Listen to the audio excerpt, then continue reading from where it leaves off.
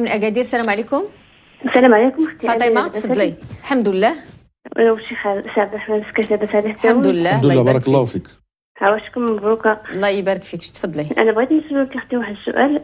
اختي مريضه نفسيا ودابا كتاخذ علاج هذا نعم. عام. نعم.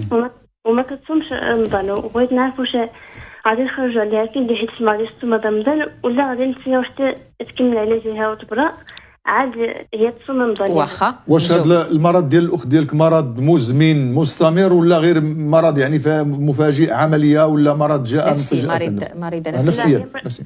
هي مريضه نفسيا. نعم. شفاها الله. طيب نجيبك فاطمه. شكرا على فاطمه سولات على اختها اللي مريضه نفسيا، واش يخرجوا عليها دابا غير الفديه ولا يتسناو تتبرا وعاد هو الافضل انه يخرجوا عليها الفديه الان. نعم. فاذا شفيت ان شاء الله، لان مثل هذه الامراض تشويه تطلب شويه تاخذ وقت. نعم. فاذا شفيت نسال الله لها الشفاء. نعم. انذاك يعني تصوم ان شاء الله تعالى نعم. مع عليها.